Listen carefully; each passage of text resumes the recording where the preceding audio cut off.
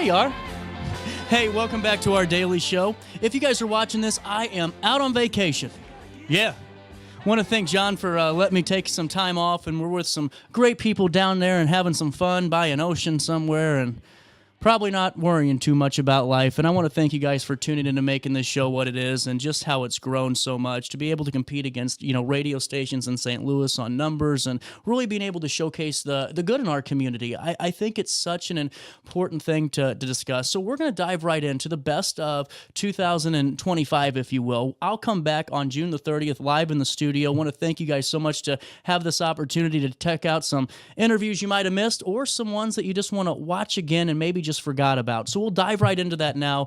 You stay there, and I'll be back in some sort of way with more of our daily show.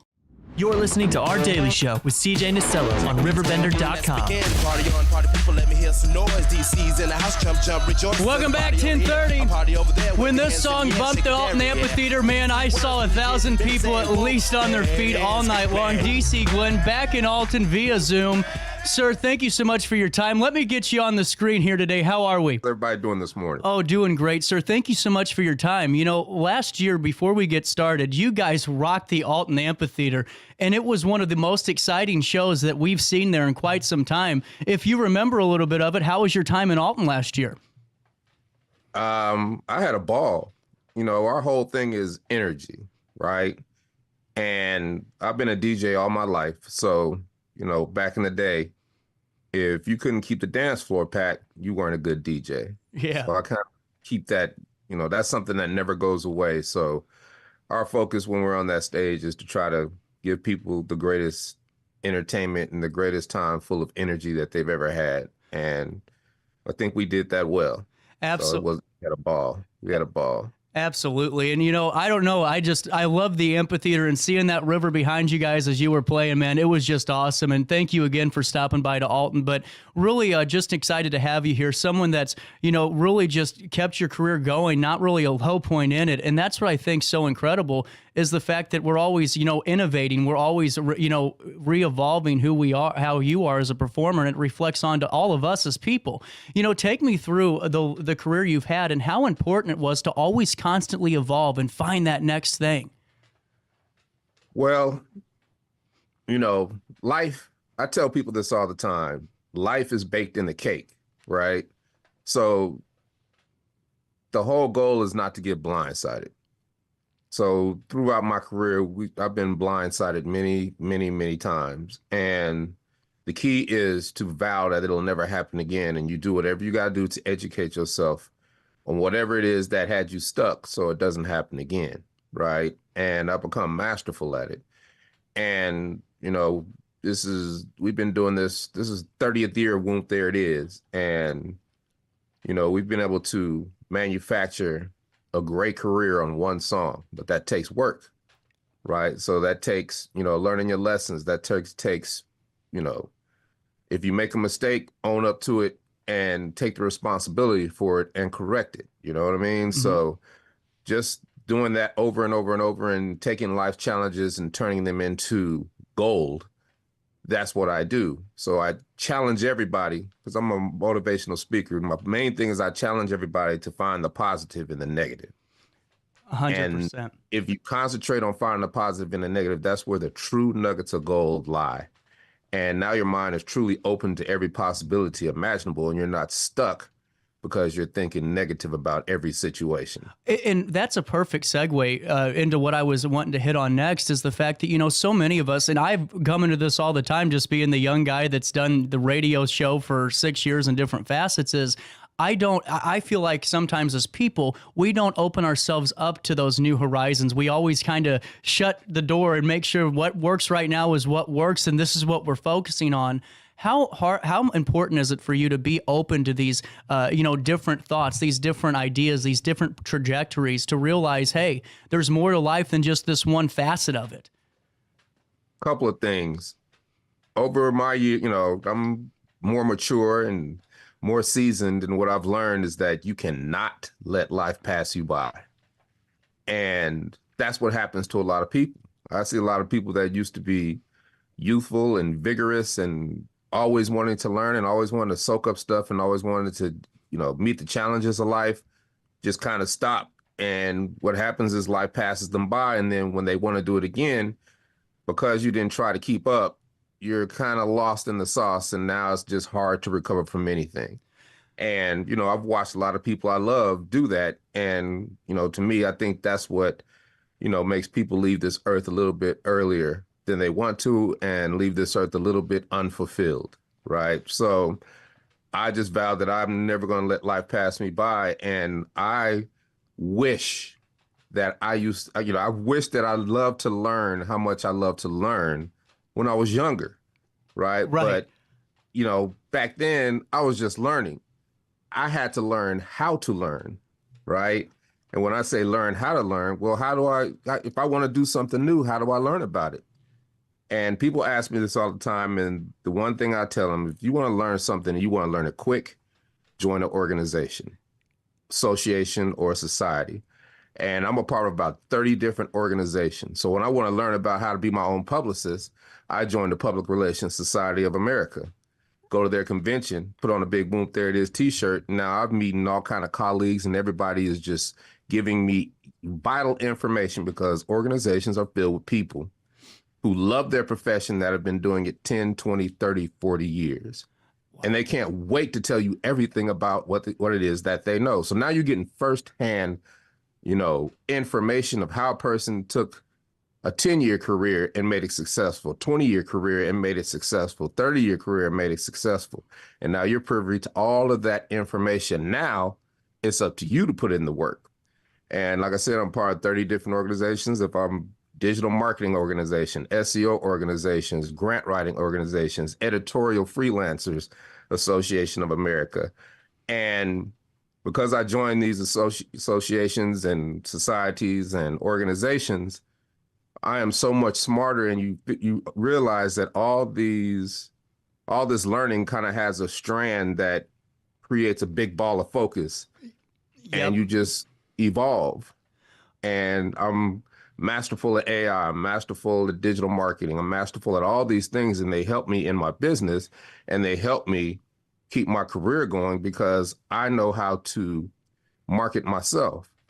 And then I could teach my team, and then now they're learning in the eyes of what I've learned, right? So that's what keeps me going. And, you never say never, but as I get older, I realize a lot of things I used to love, I hate, but this is so new that I think this is gonna be one that I take with me to the grave. So I love to learn, man. Well, I love it. And that's what I think so fascinating too, sir, because now, we're in this digital age where we have all these influencers using rich people's jets to take videos in, and then they tell you it's theirs, and look at this life that I have.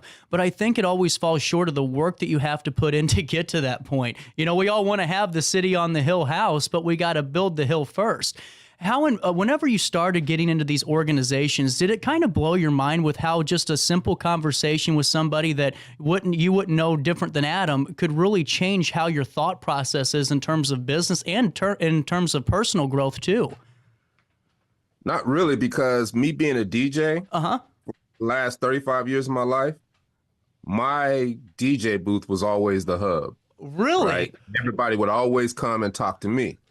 So I understood the value of conversating with people, getting to know people, building relationships and all that. But I never had to run around and try to find people. Everybody came to me, right? Right. So I learned that, and I just kind of always have been able to go into a room and just pour on the current. I could either stand in the back and observe, or I could go to the front and get on the stage and take over the room, right? So there's always an aspect of everything that you've done in your life that you can bring to the table, right? Like I bring all that DJ experience to the table, but in real life, I just switch it to another paradigm, right? All the, the DJ stuff goes to the stage when we're on stage, but then all the street, promotion that you do when you have a club or when you're trying to put on a concert or when you're trying to do these things. Well, when you do that as a young man, that applies to what you do when you're older because you understand the fundamentals of what it is that you need to do. And then the rest is just staying up with technology. There's always going to be something new. And if you stay up on it and you learn about it, you'll be better, right? And it's just like, think about you hear stocks, you hear Bitcoin, you hear all these things that were new, but if you caught them when they were new, you might have been able to jump in on them and have some type of expertise where you can, dibble and dabble a little bit in it.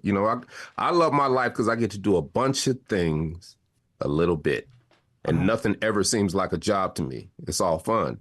So that's how I balance everything. But I mean, this is, it's the greatest time in history. That's how you got to look at it. The next day, I can't wait to get up the next day to see what I can learn and see what's new and see how I can apply it and see how I can build and how I can evolve and how I can help others. All these things are relevant, and that's what makes life worth living. You only get one. 100. You get one, and I'm going to ride it till the wheels fall off. You're absolutely right. And that goes back to what we were talking about earlier with life will pass you by if you don't jump in and live it, and that's such a huge point. And I wanted to ask you if it's okay, when Whoop There It Is comes out and it changes really just blew up and everything was great. Was there a time, a couple of years afterwards or maybe a couple of months where you realized we got to capitalize on this and we really got to find a way to keep this going, or did it hit later on? I mean, there was just a series of unfortunate events. Like we're in a 15-year legal battle to that song, right? But I never really wore that on my sleeve and was like, woe is me. I could have became an old bitter rapper, but that defeats the purpose. So I was like, well, if we're in a legal battle, you better become a paralegal so you can understand what these lawyers are talking about, right? Because it was two record companies battling for the rights, and we're in the middle. So I basically became a paralegal, started understanding what it was and how the legal system works. And then I was able to at least keep up and at least interject myself when there was something that I thought it'd be beneficial for me to interject in. And fast forward 15 years later, we prevailed, right? Yep. And, it all comes at a cost, right? But if I had just gave up, it wouldn't have... Whoop There It Is going to be Whoop There It Is. But for me to take advantage of all the commercials, of all the times it's been in a song, for all the time that something good has happened from it, I wouldn't have been able to take advantage of that. And because I've been able to take advantage of that, every year something good happens and we're able to sustain. So now Whoop There It Is in the nostalgia fade. It's not going anywhere because I planted this seed 30 years ago, and now it's a sequoia. You see what I'm saying? So 100%. I don't expect things when I do things because there is no quid pro quo in life. That's what keeps you stuck. I plant seeds and I keep it moving because you just never know how those seeds are going to grow. And now those seeds are coming back to harvest. And now every year, every day, every month is fruitful for me because I put in the work. That's the key. You got to put in the work. And, it sucks while you're doing it, but do it anyway, because what else you going to do? Exactly. Exactly. Sit there and sulk about it. You got to get out there and do it. And a question for you just on that, because that's really fascinating about how you learn some of the legal system just by learning how to be a paralegal. I'm always a believer that you're only as good as your team is, but you still have to know what, a little bit information about what they're working on. Is that kind of the same correlation, kind of what you were hinting at, where your lawyers are working, but you want to be in the know too? Well, actually, yeah. And actually every lawyer lawyers cost a lot of money. Yeah. So what are you going to do when you run out of money? Right. So you have to stay up on it. You know what I mean? So I had people that would help me, but I'd have to go do the work. I'd have to go find out what emotion is. I'd have to go find out what case law, law is. I had to put together discovery so I could at least have it when I had to go get a good lawyer. They didn't have to do all that work and it would save me money. Right. So that's what happened. But once I learned how that legal system works and how, how a case comes to trial, I was like, oh, okay. So now it's just about preparation. So for me, that taught me everything is about preparation. We weren't paid what we should have been paid. So I vowed that that'll never happen again. And I became a licensed commodities broker because I wanted to learn about finance because I didn't want to get taken advantage of through money. Right. So I started with stocks. I started with this, but I really got stuck on commodities and Forex. Then I became, a Series 3 broker. Right. And this is like in the early 2000s, but I would have had to give up music to really do that. And I didn't want to give up music at the time, but it was an education on how to run money. Right. How to take a little bit, put it away. fill up a bunch of buckets of financial instruments so you always have money growing. All these little things that I learned came from traumatic experiences, right? So you just vow that that'll never happen again, and you do whatever you can to make sure that it doesn't, at least on your watch. And we're all going to make mistakes, but I love being wrong because it's the path to being right. You know what's perspective on things. That's all. I've said the same exact statement you've made, because if I'm right all the time, then life's pretty boring. You know what I'm saying? And something ain't working. Think about it. Think about the people who think they're right all the time. Yeah. If you're humble enough to understand that you can be wrong and embrace it, you realize that those people are truly stuck in a fantasy land. Yep. They're stuck in a alternate reality, right? And their alternate reality is false. So that's why they never flourish, because they always got to be right. And it's like, you got to humble yourself to, even if you are right, you still got to you still got to come with the premise. Okay, I know they're full of it and they don't know what they're talking about, but what if they were right? Right. How would you deal with it? What would you do? And that is where the nuggets are, because if they were right, I come up with a system or a standard operating procedure to combat that. Now, that might not be the case at the time, but at least I come up with that tool to put in my toolbox and put it away. Now I have it for when that situation truly arises, because I thought about what if that person, whatever they were saying, was accurate. If it was accurate, this is how I would deal with it. And now I am truly ambidextrous when it comes to problem solving, because I can humble myself to be wrong, even if I'm right. Well, and to me, those are invaluable lessons for anyone watching this interview right now. And I actually just got a text from the Alton Amphitheater Commission that said, thank you again for stopping by, and they enjoyed the show too. But as we get past, we get past the current conversation to what we're working in now, you're doing so much stuff. It's just incredible. I mean, you're a motivational speaker, and then I saw some of your stats from just the performances and where you guys went the last year. How important is it for you to make sure, I hate to use the term bite off more than you can chew, but be focused and be organized so you can accomplish all of this? Because that's no easy feat in itself, is that logistics side of where we need to be and how we're going to do it. You said the proper word, logistics. So what I do is I create logistics maps. And these logistics maps are a map how to hire a tag team. So I'm giving you a logistics map of our experiences, like when we do NBA shows, when we do NFL halftimes. Here's the best, most efficient way it works. Here's the map, because a lot of times people have never done this before, and now we're working together to put on a successful event, and people are appreciative of that. So everything for me is a logistics map, right? And like I said, I have a big ball of focus, and I have to say no to 70% of the things that come my way, because if it takes me away from this big ball of focus, then now I'm all over the place, right? Mm-hmm. But if it fits in this ball of focus and enhances my ball of focus on what I'm focused on, then it proves to be invaluable in my overall approach to what I do every day. And it evolves, right? Because I become good and masterful at different things because I do them so much. See, one might look at it as I'm doing too much. You're doing all kind of everything. You're doing this, you're doing that. But what I'm doing is inching my way to mastery. Yep. And once you get a certain amount of mastery in things, you know how to infiltrate them into what you're trying to do. Right now, I am masterful at SEO, search engine optimization, the ability to get on the first page of Google for anything I want in this world. Now that's, it takes work for some of the harder stuff like real estate, right? And, plumbing and all that. But there's 1,000 ways to ask the same question, right? So if somebody's typing something into Google, they're typing it in 1,000 different ways, but it means the same thing. Right. So I find out where they're typing it in the most, and then where they're typing in the most and it's not that much competition.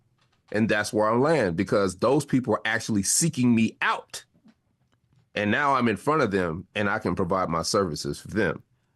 That's what I'm good at right now. But I've applied that to tag team. I've applied that to my motivational speaking. I've applied that to my acting. I've applied that to anything that I can do. So I get to apply these things to the things that I do. Me doing this radio interview serves 14 different purposes, but people don't know that. Yep. You see what I'm saying? Yep. So that is the key, is getting the most out of what you do. So when you do a lot, all these little things I'm doing are working for me. You know, now it's me. Not to, take the time away, but that's a great point, because everyone asked me, I was in AM radio, and we all know that AM radio's taken a bit of a pounding, and who knows. But for right now, I got a call the other day, and all the time actually, and they go, CJ, I just saw that such and such was on your show, and it's because of what you just said, those SEO terms, those the ways that you distribute and get out your information. And that's what we do here at Riverbender. It kind of validates exactly what I've been doing for the last year and a half. And, DC Glenn, I think that's why we have 130,000 a month that tune in and watch, is because of what you just said. You have to get that information out, and you've got to think in those terms. I tell people all the time, you've got to get in front of the people who can pay you. Yep. Right. You've got to get in front of the people who want your services. You've got to get in front of the people who are interested in your expertise. I'm in all these organizations, right? You know what the one common thread is? That positively, they all work. Some of them make millions of dollars. They all have good word of mouth. But most of them are leaving money on the table because their websites aren't optimized to get in front of the people who can pay them. And that is the key. You know what I mean? Why would I not want to be in front of, if I'm a plumber, why would I not want to be in front of best plumber in Atlanta, best plumber in Alton, Yep. Right? Yep. Best plumber in, the area. But there's 1,000 ways to ask the same question, but I tell my brothers, he's a dentist, right? He's like, why don't you put pediatric dentist? Why are you putting children's dentist? I said, because most people use a regular vocabulary and I need a dentist for my child. I need a kid's dentist. I need a children's dentist. Yep. You doctors are arguing over pediatric dental and pediatric dentist, but a mother's typing in, I need emergency dental services for my kid. Right. Well, there might be just as much traffic there as for pediatric dent. It's actually more, because it's a term that everybody gets up and types into their computer. You're absolutely right. And if it's okay for me to ask, is there an opportunity for folks to learn more about some of the things that you do and ways that maybe they can be involved? I know you have your hat in a lot of different facets, and wanted to plug your website, because there's so much that you do in your career. It might be great for somebody in this town to go take a look and just see some of the work you're doing. Is that possible? I mean, but that's how I have it set up. Yep. See, the ability to be found. If you type in DC Glenn, tag team, boom, there it is. You're going to find me. Yep. It's that simple, right? And that's how you do it. You have to be able to be found. So if somebody's like, I like what he was talking about, I would love for him to come talk at my such and such, such and such. Well, if they type in DC Glenn or type in tag team, they will find me. They will find a number they can call, and they can get in contact with me. I love it. So I don't have to do this.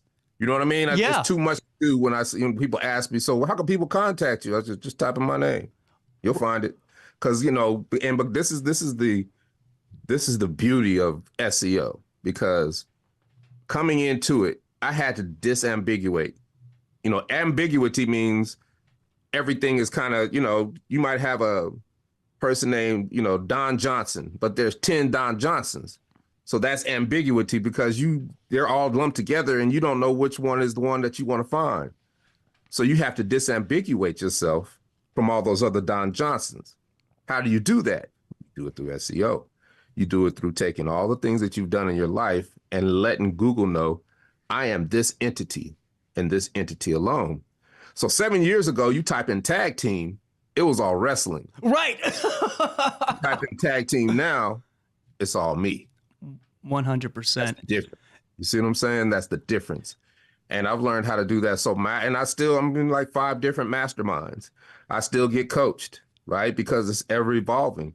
And then what happens is you come up with creative combinations that come back to serve you in ways you never thought. Mm-hmm. There's always a way. There's always a solution. Just remember that.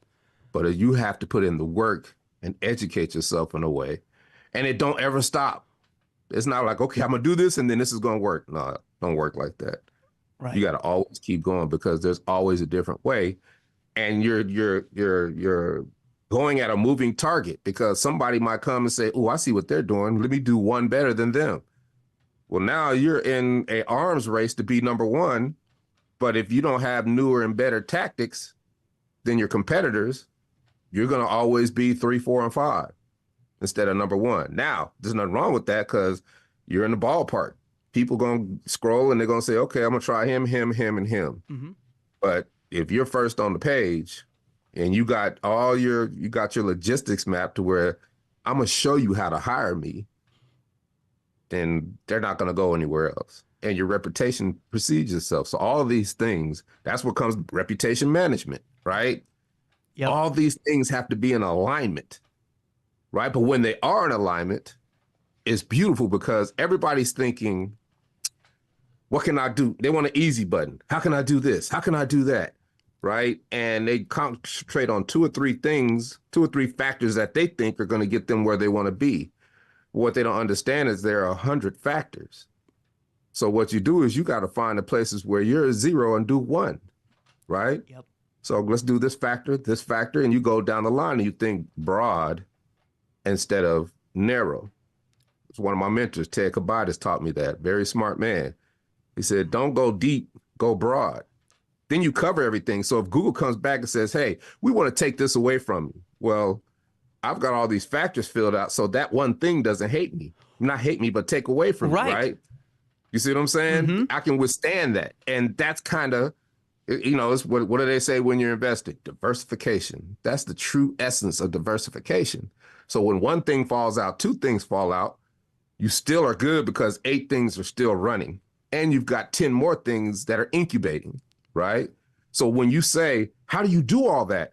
Well, I do all of it because I don't do all of it at one time. I'll do 2 or 3 main things, but then the other things are kind of incubating. And I'm getting a little bit better and better as I go. And now I can pull them in to add more value to what it is I do overall.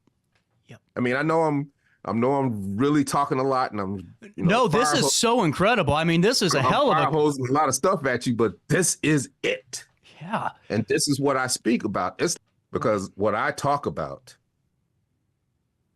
it captures the imagination. It's like, I want it to be hard. Right. I want it to be hard. Right. Because I know everybody's not going to want to do it. And that's where I start. And one final thought for you, because we're coming up close, and I appreciate all the time that you've given us. This has been one of my favorite conversations I've had in the 2 years doing this show. For any young person that's watching this today, because there's so many out there in our community that are wanting to start up businesses. We have a nice business community for young people and entrepreneurs. And you hit it on the head brilliantly, and that you got to work. And for all the distractions that are in the world, do you have any feedback, any type of thought on how we should stay focused as younger people trying to achieve? Join whatever it is you want to do, join an organization and sign up, because organization has all the resources. They have all the financial resources. They can tell you how to build your company on the thing you want to do. Now, if you don't have the money, just call all the organizations in that field and say, hey, why should I join your organization?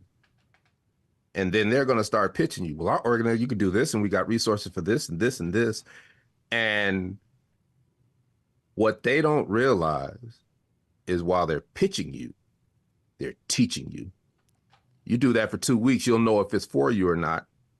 Then you join that organization, go to all the conferences, and then you will be up to speed quickly, and you can move forward.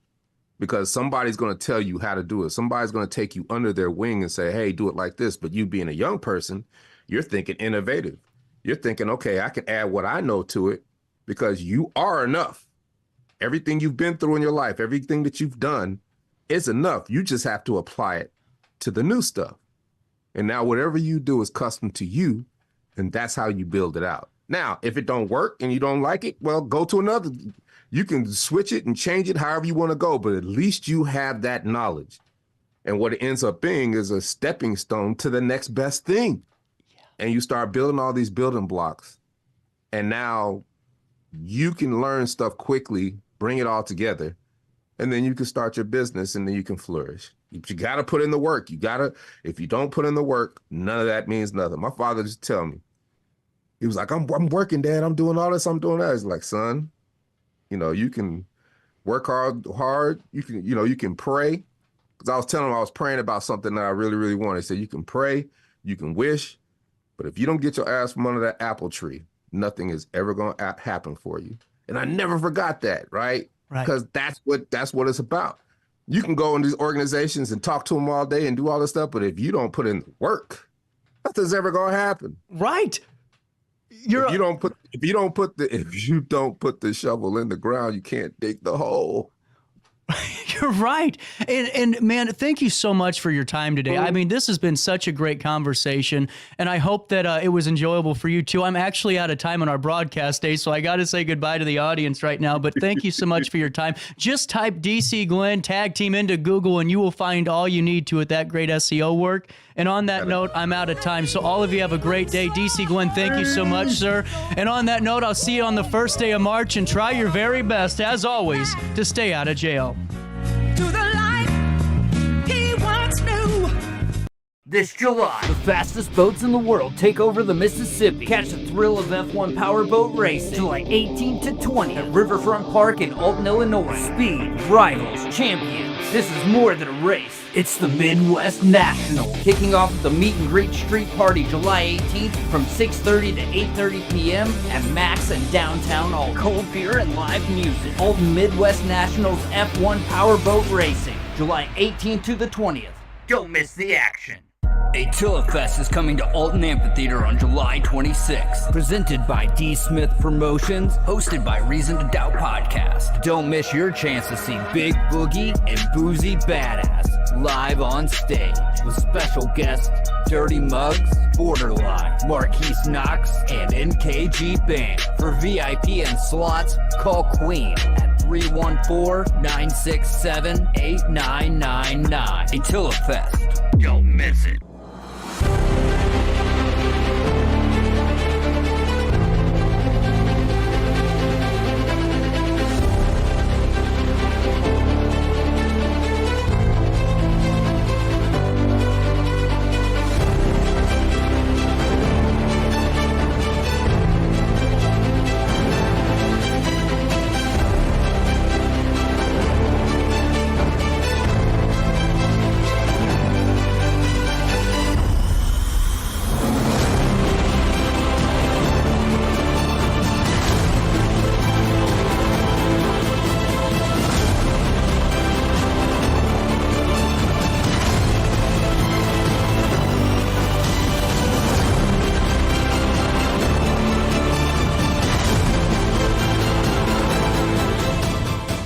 Since 1993, Sparks Junk Removal is always adapting to the needs of our clients. That is why we now offer weekly trash pickup for selected areas. Plus, we offer driveway-safe rubber-tired dumpster rental. Give us a call today at 618-781-1407 or visit us at sparksjunkremoval.net. When I got in the car accident at the ER, they gave me a prescription of hydrocodone, and over time, it took more medication to mask the pain. I moved over to drug seeking and found heroin and fentanyl. I went to the Centerstone rehab facility, and it was the best decision I ever made in my life. I have my own car. I have a job. There's nothing holding me back anymore. Welcome back to our daily show. Here's CJ.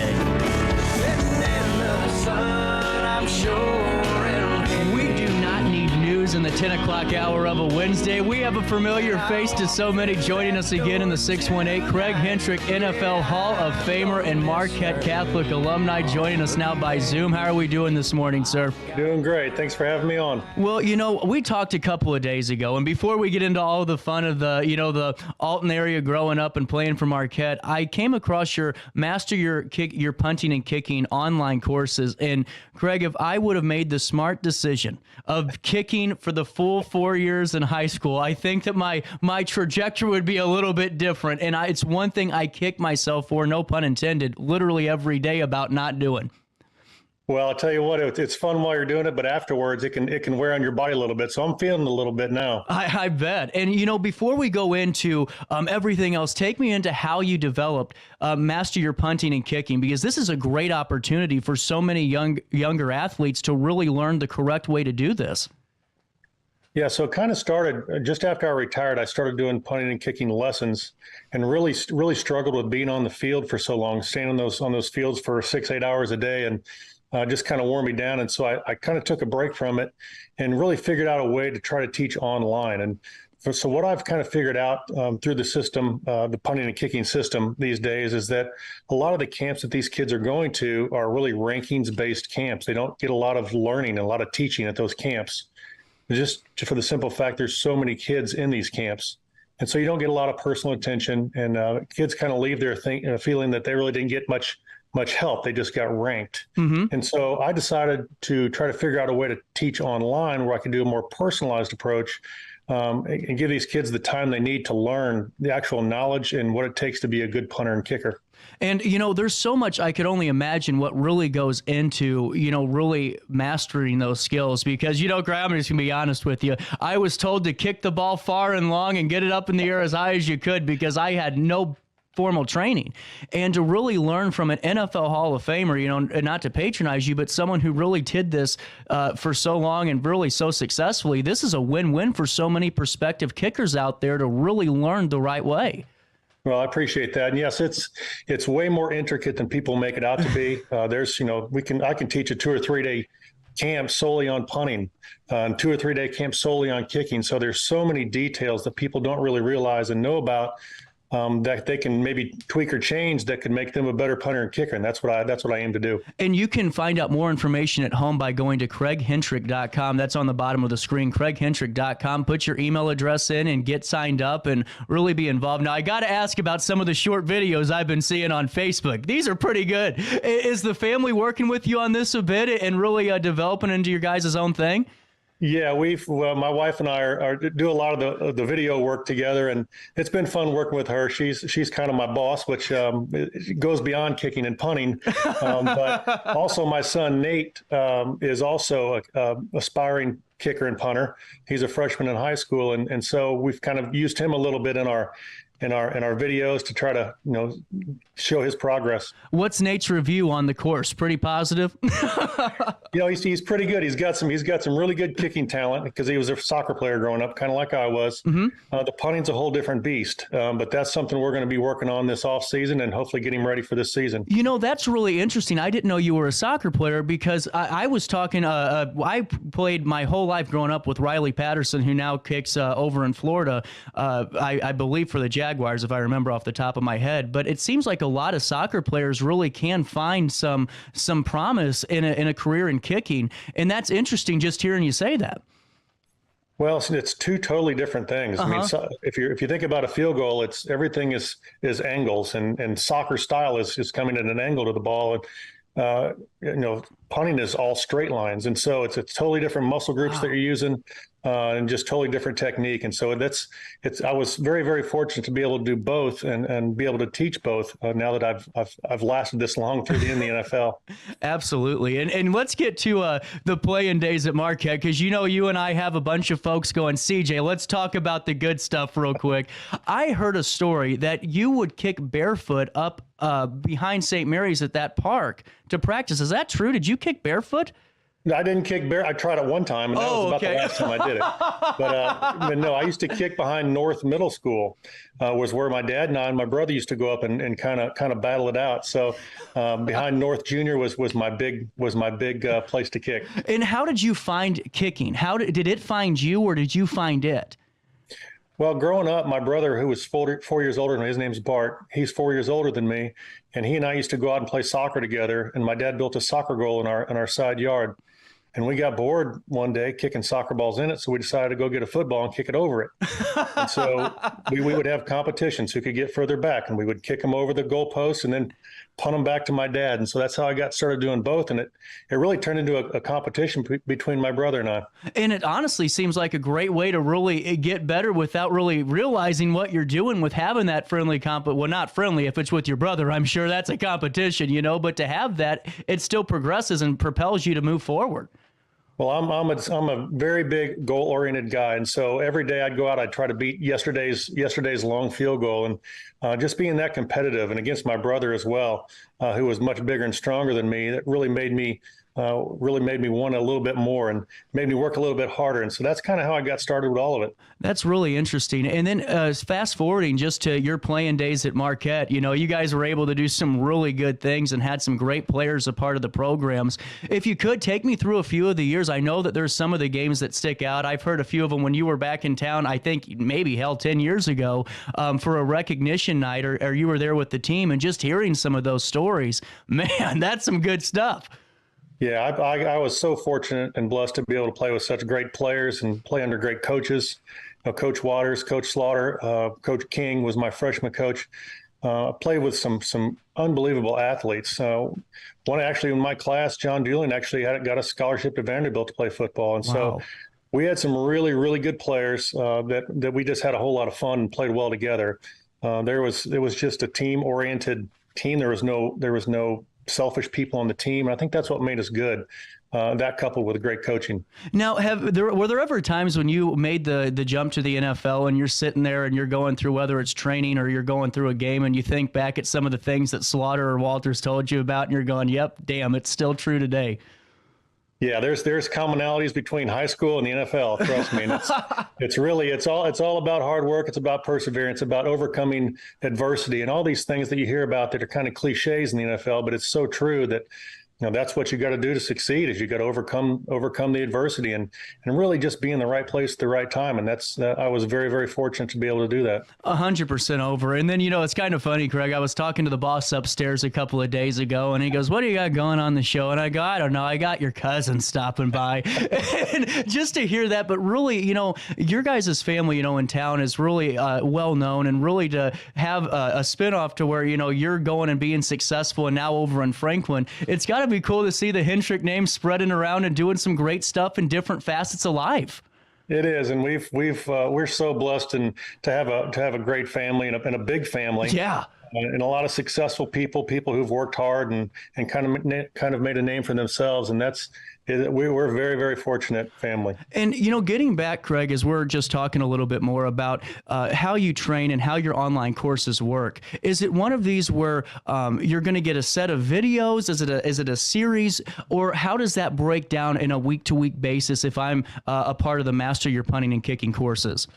Yeah, so it can go several different ways. The more personal stuff, the on-the-field stuff, is more limited to on-field stuff, but you get a lot more of the personalized videos and film breakdowns and things like that.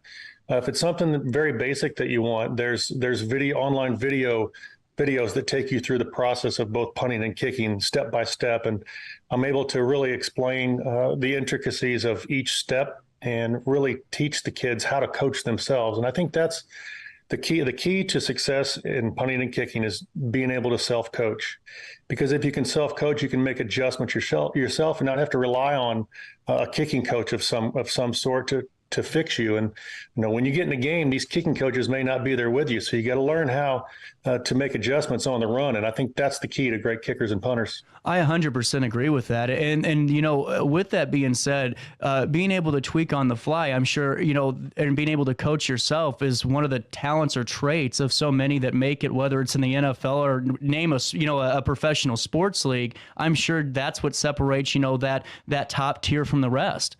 Well, yeah, if your coaches can trust you, you're going to be there for a long time, and they trust you by you not having 2 or 3 bad punts in a row. But if you do have a bad punt, you fix it and you succeed on the next one. And that's the key to gaining trust of your coach and to longevity. Well, and also on top of this, just me, you know, just kind of reliving some thoughts that I had, you know, kind of learning this. You know, I always, you know, the first thing I thought of is the game's on the line, you're down by 1, and you got a field goal to win it. You know, is that where it starts, or where does the real focus start? Because, you know, we always think about the bottom of the ninth, bases loaded scenario. But, just for, a blanket statement, kind of just to get the ball rolling for some of the kickers out there that are, probably watching this, what's the first step in really visualizing the game? Because I don't think it starts at the end. Does it start even before the game? Well, it does. And I was very, very fortunate to be able to play at Notre Dame for 4 years under Coach Lou Holtz. Coach Holtz was a huge influence on my life and really spoke life into me for 4 years. And he used to always tell us as kickers, and really as any athlete, pressure is a feeling you get when you're not confident in your abilities. And it's so true if you think about it. If you're so confident, really, where is the pressure? Like, the goalposts don't get any narrower 2 seconds as they were with 1 minute, or the opening kick of the game. And so if you're really confident in what you're doing and you trust the process, you trust your training, you trust the drills that you've done, there really is no pressure in that situation. Really interesting. And I don't know if you're reading my mind, but I had a Holtz question at the end of this. I was going to wait a little bit, and we'll keep that one for later, because I could only imagine playing for a legend, some of the stories. But, Craig, getting back just to, life overall and just your career, was there ever a moment, in a game where all of a sudden it all clicked, or did you have that aha moment, whether, and not really in the NFL, but just in general, where all of a sudden all the things you were working on really made sense? Because I know that's a disconnect for a lot of younger players, is maybe portions of it click, but it all doesn't come together in one, at one moment. Yeah, it doesn't come together in one moment, because what we do is so specialized and it happens so fast. For instance, from the time I catch a punt snap to the time it comes off my foot is about 1.2 to 1.4 seconds. Wow. And so there's really not a lot of time to think about a whole lot in that amount of time. And so you really have to train your body in the specifics so that you really don't have to think about it anymore and your mind is clear.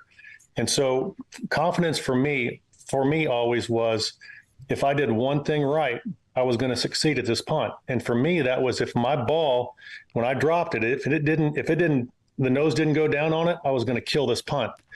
I wasn't thinking about steps. I wasn't thinking about catching the ball. I wasn't thinking about anything other than that. And so you have to train so hard and so often that the other things just kind of leave your mind, and you think about this one thing. And that's why it's so specialized. And then on top of that too, just following that conversation briefly, Craig, is the fact that I think short-term memory is so invaluable in sports, because, I've always, and just talking with sports psychologists, it's great to visualize, but it's also great to, once it's done, you retain it, but you move on and you can't dwell on it. Whenever you're kicking and things don't go well, how important is it to have that, I don't want to say tunnel vision, but that short-term memory of, let's get the next one, let's get back out there? Yeah, I'm going to go back to Coach Holtz again. Just another quote by Coach Holtz, because, again, he was so influential in my life. He used to always say that what the mind perceives, the body will achieve. And so he used to really go over visualization with us so much, and we'd have actually he called it relaxation periods, where he would sit us all as a team in a banquet room the night before a game and help us visualize the big play that we're going to make in the game the next day, and overcoming anything that happens that's bad. And that just stuck with me throughout my whole career. That's just incredible. I mean, that's so cool, because it's so fascinating to me. I think that so much of our athletes, in our area, we focus on getting fit and all that, which is important in learning, but also how do we deal with it too, and how do we prepare, and how do we, move past hurdles in the game. And that's very fascinating, hearing that from a coach such as Coach Holtz. Well, the mind is a powerful thing, and he made us understand that very well. And getting back here, because we're already been talking for 15 minutes. It's crazy how time flies during these. Is there a game that you remember with the Explorers, as we're getting back to hometown living here for a couple of minutes, that sticks with you? Because I know I've heard of a few stories, and I don't know, I can't correlate them, but downpouring rains and all of this fun stuff. Is there one for you that you kind of look back on every once in a while? Well, personally, probably the game that sticks out to me most, and that I'm most proud of personally, is a game, I forget who we were playing, but I was able to kick a 53 and a 55-yard field goal in a downpour rain. And that one probably, for me, is what I'm the most proud of. But team-wise, I think just getting to, we had some really, really good teams. Yeah. And my junior year, we were one game away from playing for the state championship, and we had to go up to somewhere north and play this team that was really, really good. And they had a guy we couldn't stop. But just the memories of going up there and just the first time really feeling that pressure and that excitement about, man, we're one game away from playing for a state championship. Those are the kind of things. It's nothing really particular that I remember, but just those general memories of just being with the team and feeling that excitement. And on top of that too, just one more local question, because I got to ask some more for you about Coach Holtz.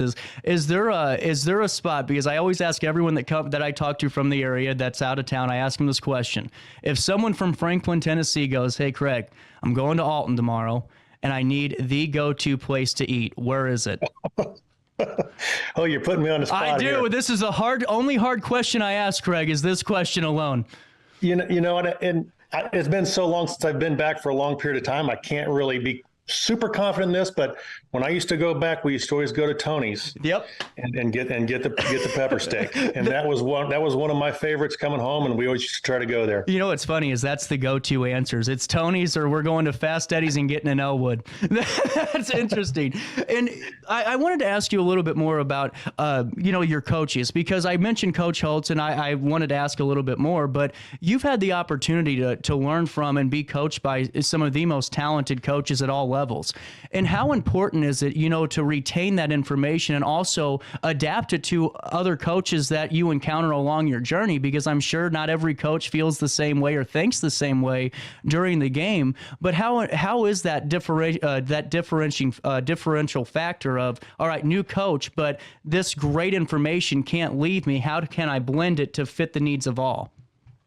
Well, I think the stuff that I learned at Notre Dame from Coach Holtz, he was very, very difficult to play for. Mm-hmm. And it was an awesome 4 years I had there, but he was very disciplined and very structured and very by the book. He was a motivator. And so the things that I learned from Coach Holtz kind of stayed with me throughout the NFL. And coaching in the NFL was a little bit different. Mm-hmm. They kind of let you do your job and didn't really, speak into you as much as a college coach would. So you really had to know your craft well. And again, like I said before, you had to know how to self-coach, because if something bad happened, they expected you to fix yourself. And so coaches in the pros seem to be a little bit less hands-on than my experience at Notre Dame. But the experiences at Notre Dame is what kept me in this league for as long as I was. Absolutely. And then just going off of what you just said there, being a motivator, and because, I think those are the coaches that I love playing for the most. It might be a little bit more difficult, but that by the end of it, you're going to be better off than if you never started. And, what I think is so important is the skills that you learned, and you kind of hit on it earlier when we first started talking about the things that you've learned that kind of stuck with you throughout your career and then into life. How important is it for, any individual child or any youth to be involved in some type of team, and really gain that information of just, that moral compass, ethics, participation? How important is that in your opinion? Well, I think it's vital, quite honestly. I think without sports, who knows where I would be. And the experience that I had in sports made me the man that I am today. It made me someone who works well with others and someone who overcomes adversity and who sets goals and who achieves goals. And all these things that you learn in sports is really life. I mean, life throws you curveballs, life throws you tough times. And those are the things you got to overcome to become a better person. 100%. And Craig, thank you so much for your time. I told you we'd be talking for 20 minutes, and for the first time in a while, I'm on the dot with it. But I got to ask one last one for me personally. What was the hardest thing for you to learn in punting? Was it, what I mean by that is, because I could never do the short punts and really just trying to, traject him and find the sidelines and all that. I just, punted high, punted far, and hope for the best and hope I didn't get killed by someone receiving it, Is there something that was a little bit more difficult for you to latch on to while you were developing your craft? Well, starting off for me, because I just, again, like you, I just punted as high and as far as I could in high school. And then when I got to college, it was kind of the same thing, but a little bit more in the directional punting mode. Mm-hmm. But really, when I got to the pros, the thing that I really had to figure out and to get better at was directional punting. And in the NFL, you have a great return man every week. that you're kicking to. And so they want you to limit these returns by kicking to corners of the field.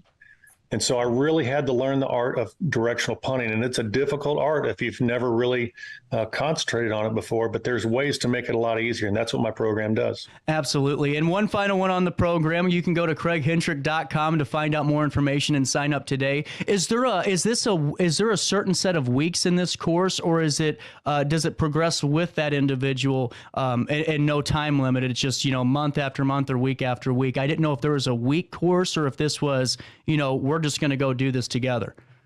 Yeah, and it's structured based on the person. But so for instance, the gentleman I'm working with now, we'll have an initial call of about an hour, and I'll explain to him the intricacies, go over step by step what the punting process is. In the next Zoom call or next video call, we're going to break down some film of his and give him some things to work on now that we speak the same language from the first Zoom call. And we're going to find out his progression from the first video to the second video breakdown. And that's where I think he's going to take the next step. Really cool. And Craig, thank you so much. I know that you're busy, and to have you for a couple of minutes and chat, man, it was really great. Anytime you want to come back and give us an update, you're welcome. When you come into town next, we're going to Tony's. I'd like it. That'd be good. Thank you. Sounds good, sir. We'll take a quick pause here on RiverBender. Attila Fest is coming to Alton Amphitheater on July 26th. Presented by D. Smith Promotions, hosted by Reason to Doubt Podcast. Don't miss your chance to see Big Boogie and Boozy Badass live on stage with special guests Dirty Muggs, Borderline, Marquise Knox, and NKG Band. For VIP and slots, call Queen at 314-967-8999. Attila Fest. Don't miss it. Village Dispensary has the best deals in Godfrey, Illinois, with specials 5 days a week. Mondays, roll in the week with 20 to 30% off select pre-rolls. Tasty Tuesdays, enjoy 20 to 30% off select edibles. Waxy Wednesdays, enjoy 20 to 30% off select concentrate and vape brands. Thirsty Thursdays, sip and save with 20 to 30% off all drinks. Flower Friday, grab like 3.5 gram flower deals starting at just $20. Village Dispensary, come meet your best buds.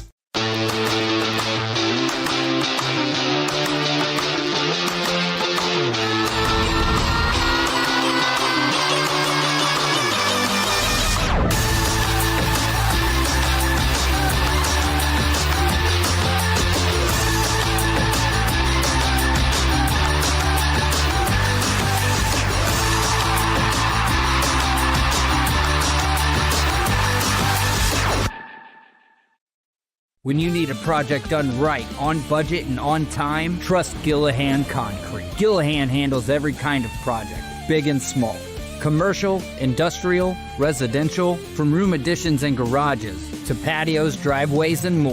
Gillahan brings quality and experience to every job. Family owned with over 30 years of service to our community. Call today at 618-781-3914 or visit GillahanConcrete.com. Macias Insurance Agency, providing quality products with extremely competitive prices. As an independent provider, we source multiple companies to offer the best rates possible, covering auto, home, business, and life insurance. Our goal is to provide quality service that meets and exceeds customer expectations. You can rest easy knowing the Macias team is working round the clock to ensure that both you and the most important parts of your life are covered. Our qualified professionals make the insurance process easy so you can live carefree and focus on what matters most. Visit MaciasInsuranceAgency.com today to find out what our team can do for you. With over 20 years of experience, Wilson's Tree Service has the expertise to handle all of your tree care needs. Licensed and fully insured, their team of experts are dedicated to providing reliable service. Plus, with a 24-hour emergency service line, Wilson's will always be there for you. Don't risk tackling that timber by yourself. Trust the local professionals at Wilson's Tree Service. Visit treeservicealtonil.org to get started today. Looking for the best barbecue in Madison County? Head over to Carver's Barbecue in Godfrey, Illinois. From loaded barbecue nachos to mouth-watering pulled pork, brisket, ribs, and more, Carver's serves up award-winning flavors you'll love. Family-owned, Carver's is all about fresh-made in-house dishes served daily. Come visit us at 2716 Groveland in Godfrey, or give us a call at 618-467-9999. Order online, get it catered, or stop by for the best smoked meats around. Where great flavors meet family tradition, you'll find Carver's Barbecue. You won't find a better health club than Nautilus Fitness Center. More cardio, more free weights and equipment, more classes, a swimming pool, and more. If you're serious about your health and want to make a change, then stop thinking about it and visit Nautilus Fitness Center on Industrial Drive in Alton. Don't fall for the hype you get from the other health clubs. Nautilus is the Riverbend's premier health club. Has been for years and will be for years to come. Get to Nautilus Fitness Center and get started on a healthier new you. No matter the season, Play It Again Sports in Edwardsville has the gear the athletes need to get in the game. Whether you're shopping for the newest sports equipment or saving money on quality used gear, Play It Again Sports carries what you need to maximize performance to get the most out of every swing, kick, stroke, or shot. We'll even buy your used goods, paying cash on the spot. We carry all the gear for all the sports all year long. We're your hometown sporting goods store. Play It Again Sports, conveniently located at 4 Club Center Court in Edwardsville. I set the thermostat so my house would be warm when I got home from work, but the kitchen is still cool. At Barrett Heating and Cooling, we stand behind every Lennox system we sell. My dealer said he'd take care of everything. At Barrett Heating and Cooling, we understand everyone wants prompt, professional service. Turns out it wasn't my furnace after all, just a little something blocking the vent. Pretty smart dog if you ask me. For service you can count on, call Barrett Heating and Cooling. Lennox, innovation never felt so good. Picture This and More has been a trusted name in the Alton community for more than 30 years, with the last 3 being right here on Broadway. We specialize in quality framing at affordable prices. We also feature works by local artists because we're proud of our community. If you have valued treasures to display and preserve, we're sure to have the perfect fit with our large selection of custom framing and display options. Whatever color, shape, or size, Picture This and More has the look you need. Stop by today and let us help you with your next project. You're listening to Our Daily Show with CJ Nasello on RiverBender.com.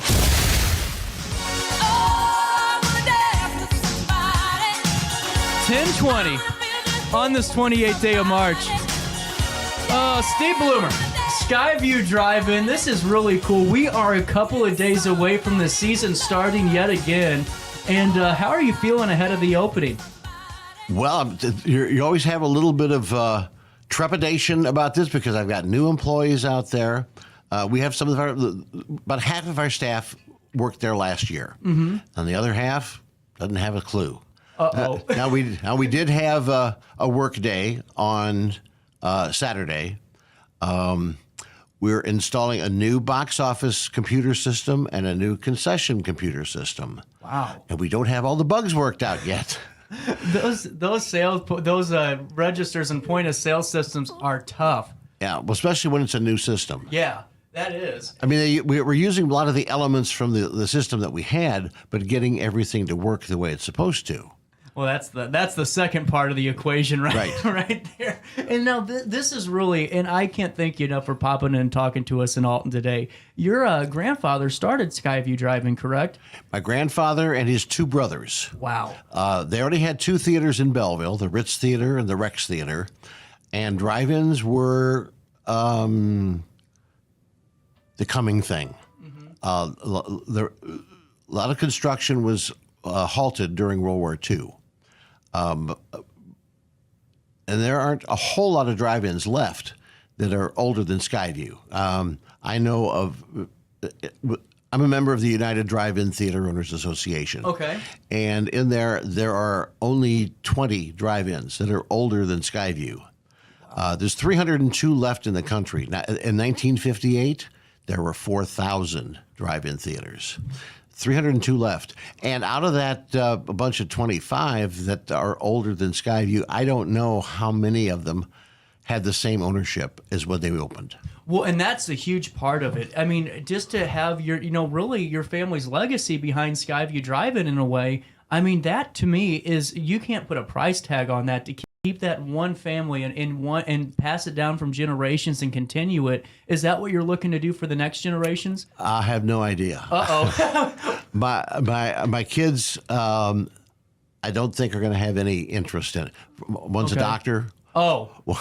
One is a nurse practitioner with her doctorate in nursing. Wow. My son, who would be the most likely one, lives in Cincinnati. Oh. So he's not going to uproot and come back here to run a drive-in. Well, So we'll figure out something. It's really, and congratulations on the success of your children. That's another big point too, because if you can move on to bigger and better things like that, that's awesome. Yeah. And with that being said, I've always been fascinated because, Steve, we see so many pictures we have a History of Alton Facebook page in town, and so many pictures of like the Starlight Drive-In. That was ours. And that's something that I didn't even know. We talked on the phone, but when you mentioned it, I thought, oh my goodness. Do you have some memories of Starlight? Oh, sure. Yeah.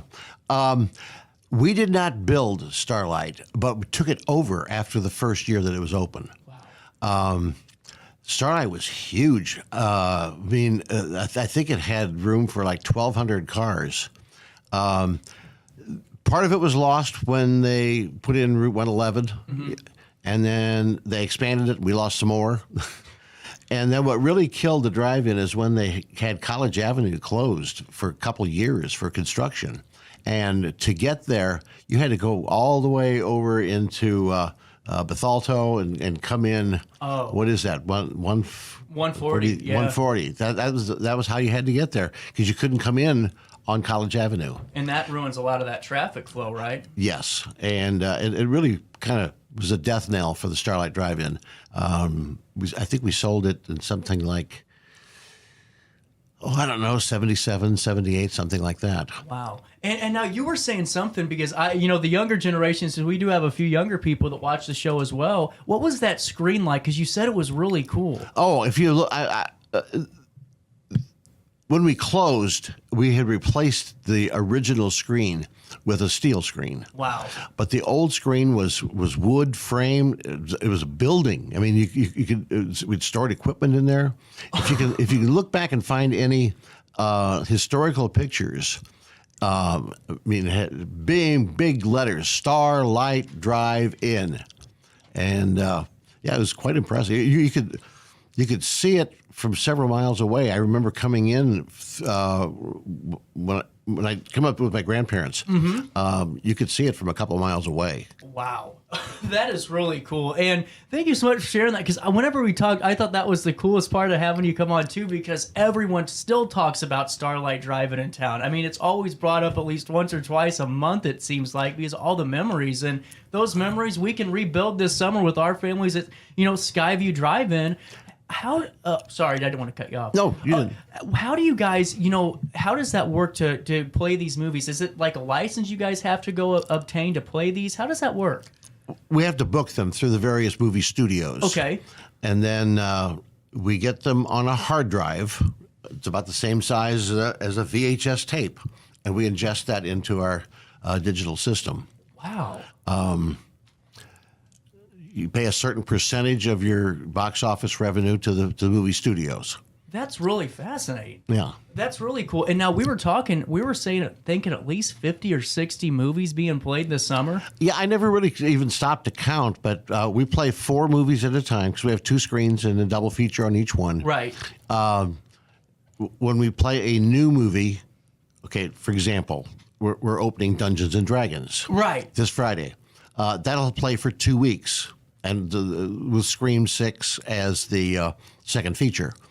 The other screen, we're going to have Shazam 2 and Ant-Man and the Wasp. Oh, cool. Now that'll only play for 1 week. It's a filler because we didn't have anything else to play there, nothing else new. Then we come in the following week with Super Mario Brothers. Wow. That'll be fun at a drive-in, I think, especially with that transmitter in the car, and you have that, it's almost like that immersive experience, with the sound and right there on you, and then you're looking on the big screen. I love it. I think it's great. Well, yeah, but it's been 20 years now. Well, we started doing radio broadcasting in the late 90s, but by 2001 or 2002, we got rid of our speakers entirely. Wow. So it's all FM transmission. And how does that make it more difficult for you guys to keep that, broadcast connected, or does it make it more easy to make sure the sound's there? Oh, it's easy. Yeah. Okay. Yeah, we have separate antennas and transmitters in each one of our projection booths, and so they have a different frequency. And if anybody complains about the sound, it's not our fault. It's their radio. Yeah, get a better sound system in your car, you know? Yeah. Well, and the speaker system that we had out there, I mean, that's what drive-ins had. Right. Okay. And those wires were put in the ground in 1949 when the place was built. So the speakers and the wiring in the ground, they'd gotten old. Right. Speakers had to be repaired constantly. You either had to replace the volume control or the speaker cone itself. And then there's always some people that thought, hey, that'd be cool to have one of those things sitting on my mantelpiece. Yep. You'd steal them. You're right.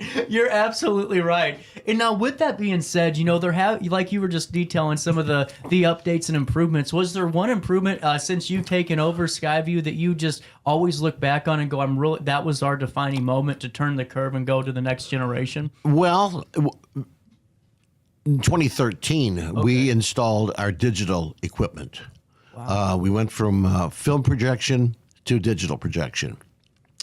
Main reason for that is that the movie studios were not releasing a whole lot of movies on film anymore. It became very difficult to get product to play. So we had to go digital. And that was not cheap. Well, I couldn't even imagine that. Yeah. And we're doing something this year. They keep telling me it'll be sometime in April. The projection system that we have now uses a xenon bulb. Mm-hmm. We're going to go laser. Wow. In screen one. That's cool. Yeah. And it should increase our light output 2 to 3 times, if not more. That is fantastic. So it'll be a much more brilliant picture. The colors will be brighter. I'm looking forward to that. And if it doesn't sound right, take your car into the shop, right? Well, and seriously, I mean, that to me, a drive-in is such a fascinating business and fascinating industry because there's so many components that I would never think about to make your guys' day-to-day go by as smooth as possible and entertain all of us. And over the past, decades that you've been a part of Skyview and watched it with your grandfather going through the reins, how cool is it to see, and I'm sure you have, some of the past generations bringing in the younger generations, their grandkids, their kids to the drive-in? Oh, yeah. I mean, we see that quite a bit. In fact, I guess I can say this on here. One guy a couple years ago asked me, do you have any idea how many people living around here were conceived here? I said, oh, I have no idea on that.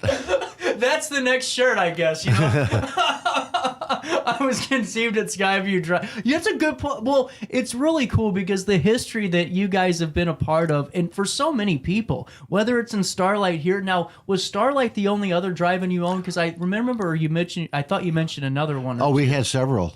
We had, in 1955, we built the Cahokia Drive-In, which was actually in Allerton. Okay. It's right down from the racetrack, which is no longer there either. Cahokia Drive-In was taken out by the state when they put in 255. In fact, the southbound exit off of 255 onto Route 15 goes right through the screen tower. That's where the screen was. So we had the Cahokia Drive-In. We had a drive-in in Centralia. We had one in Sandoval. We operated a drive-in for a time in Cahokia. And way back when, back in the 50s, we also operated a drive-in theater in Blytheville, Arkansas. Wow. Yeah, my grandpa said that the mosquitoes down there were so big that they carried lightning bugs for headlights. That's awesome. I have said, because I used to play soccer everywhere, and we'd play in the spring, and you're right, those suckers are they'll carry you away. I only weighed like 80 pounds at the time. Yeah. So with that being said, you guys have a bunch of showings, and all season long we can be entertained, and I think this is a great way to get out of the house and just try something, a little bit for younger generation, something new again for us, because have you seen a lot of people come for the first time, that are younger and go, wow, this was really cool? Oh, sure. That happens all the time. Really? Yeah. And we would like to see a lot of the Alton area residents coming down to Sky. It's not that long of a drive. No. You just hop on 255. Yeah. Get off at exit 17A, and you're almost there.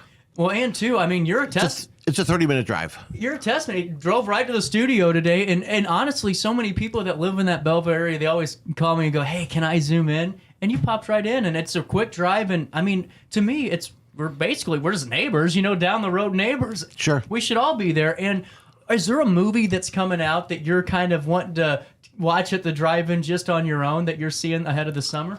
Oh, well, they're saying that Super Mario Brothers is going to open really big. Yeah.